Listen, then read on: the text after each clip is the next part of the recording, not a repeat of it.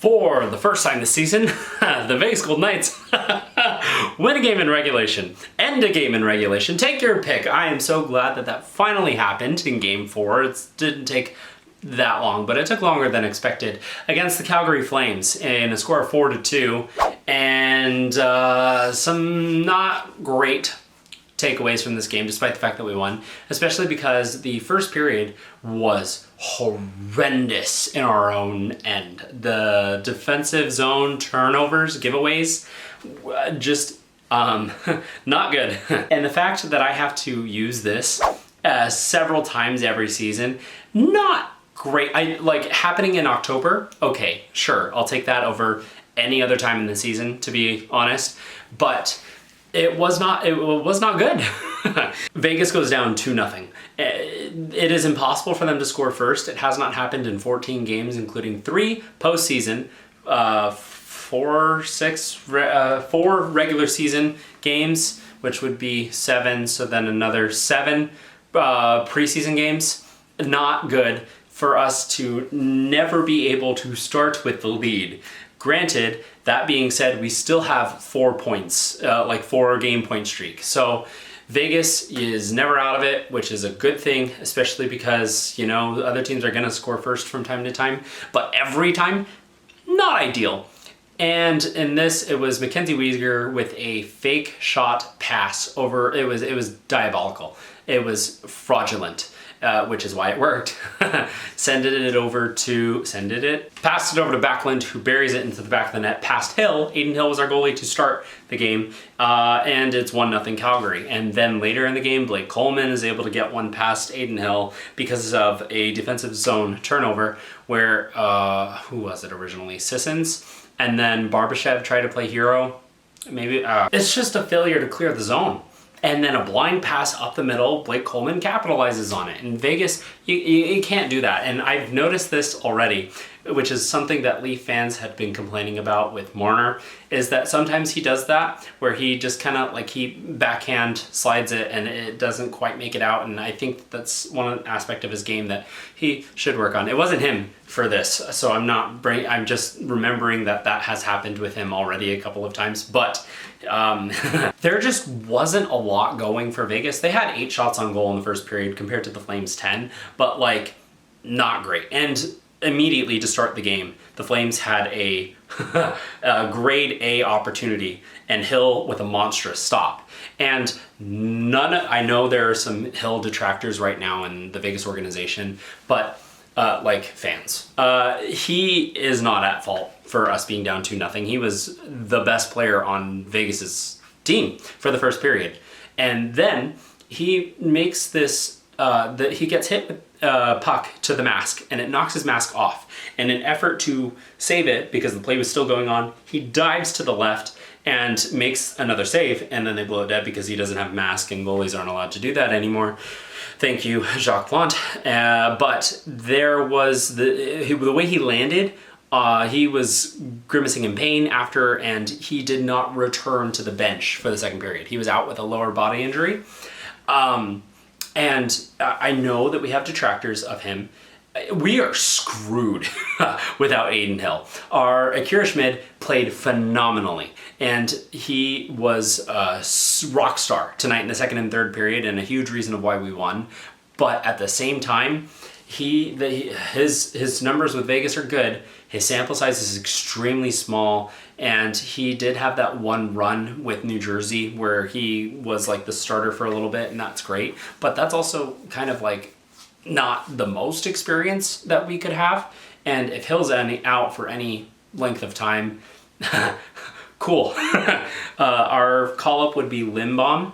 And there's been rumors about Vegas signing a different goalie that I don't think would be a good move, but we'll address that if that happens. I'm very concerned that if Hill's out for an extended period of time, which if he's actually, if he's injured, keep him out for as long as it takes for him to properly recover, rather than rushing him back and having him be worse later on in the season. It's October, okay? We can afford a little bit of leeway, but a main reason of the time that we missed the playoffs, and the reason that after we win the division, the year after, we drop in the standings by a substantial amount from usually to 3rd or 4th or even 5th in the Pacific Division standings, is because of injuries. And Aiden Hill could be one of those. Anyway, we're getting way ahead of ourselves. We have no idea what the actual issue is. So hopefully he's good and is able to return. And we have our starting goalie that is capable of fantastic things. And it was not at all at fault for us being down 2-0 to start this game because of, again, the defensive turnovers.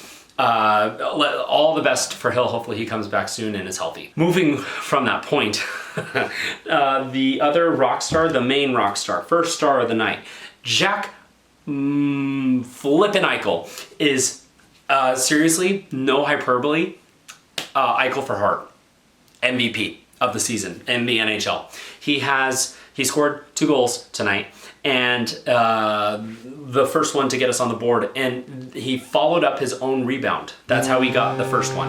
And then goal 3 was the game winner, the one to take the lead. He went from basically the blue line in our defensive zone all the way up and tucked it underneath Dustin Wolf's pad to make it 3-2. And those were all him, right? In a moment where Vegas needed him in order to get their first regulation win of the season, he showed up. He did what he needed to do. And all the reason of why Jack Eichel is making a serious case for him to be in contention for the Hart. But before we get to that, I mean, we already got to that and we covered it, but Caden Korczak is the reason why we tied the game 2-2. It was a beautiful play. Mitch Marner goes for the puck in the offensive zone, does a little bit of a takedown, like he got taken down, and the puck gets passed around and it gets back like to Marner, back up to Eichel, back to Hurdle, or it might have not been Eichel, it might have been I don't know what. Hurdle drives towards the net, gets tripped, hooked, whatever. The puck gets loose and it trickles out. It's a delayed penalty, but Korczak runs up to the puck and just rifles it past Dustin Wolf to tie the game. Dustin Wolf to tie the game 2-2. A phenomenal play, playing up. It's his 2nd career goal, and just fantastic move from Korczak to give me hope, because the 2nd goal happened in the beginning-ish part of the 3rd period. So we were down 2-1, and we're into the 2nd intermission, and I'm thinking, okay, is Vegas going to continue their streak of being able to get it into overtime? And thankfully, for the best reason possible, they did not. But I was nervous about it. Dustin Wolf is a fantastic goalie, as evidenced by last season, and there are times where Vegas's offense can just dry up. But that was exactly what we needed, and Jack Eichel was able to get the game winner. And then at the very end, after the best defensive effort when the opponent has an empty net that I've seen Vegas put on in a long time. It was a full 2-minute structurally sound, just defensive, fantastic section of the game by the Vegas Golden Knights to be able to ensure that Calgary couldn't even really get set up, let alone have an attempt at tying up the game late. There was a play where Barbashev tried to get it to Eichel to get into the empty net, but just let him too much, and it was an icing, and then they come back, able to get the change, and it's Tomas Hurdle that gets the empty netter from, I believe it was Marner. So Marner continuing with his points, and Eichel has, I believe it's 9 points in 4 games with 4 goals, 5, like it's just incredible stuff from Jack Eichel. We scored an empty netter. Insane to me.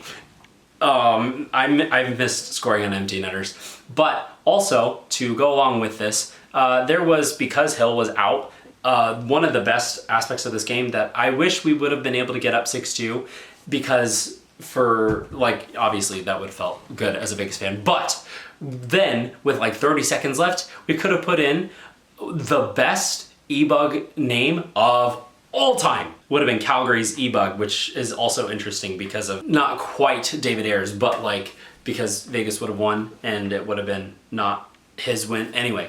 But his name was Dusty Nickel. which that's a Calgary name if I ever heard one. And just, a fantastic name. Really wish we could have seen him in action. Just not with Schmid being injured, obviously. But that didn't end up happening. Shout out to Dusty Nickel. So it turns out that Dusty Nickel actually was on the bench for an NHL game as an e-bug a couple of years ago, almost 2 years ago. But it was, funnily enough, against Vegas. And that's crazy. Other lineup changes because Hanifin was still out, which sad because that's my Flames jersey is Noah Hanifin. Brett Howden also was out. He was injured. And Aiden Hill got injured this game. But Brett Howden came out, Cole Reinhardt went in, and he had 3 hits. He played a decent physical game. He was not really that noticeable out there, which is a good thing for a fourth-line forward just trying to do his job. And he's from the Calgary area, so that is cool for him to be able to get in for this game for him. And that was really the only other thing of note that I think happened from this game, other than Vegas getting their 2 points in regulation. Just a solid second and third period from the Vegas Golden Knights. It was capped off by, Jack Eichel being Jack frickin' Eichel, but also Schmid was really, really solid. He stepped up cold and was able to deliver a fantastic performance for the last 2 periods, saved like 18 shots, and Vegas for most of the third period controlled play against Calgary. The second period was still a little bit back and forth, which Vegas being only down by 1 goal after that is just really, really solid. Vegas is a good team. I am worried about our goaltending if Hill is out long term. Hopefully that's not the case, but I'm going to take it. Solid game, solid road trip. There's a 3-game road trip, and we got 5 out of 6 points. Fantastic stuff. So our next game is Thursday against the Boston Bruins at home again, and that'll start a 3-game homestand for us. And let's keep chugging along. Thank you so much for watching. Hit like, hit subscribe. It would really appreciate it. It would help me out, and it's free. So that's fantastic. But that's going to be it for Game 4's nightly review. Thank you so much for watching. Have a good night.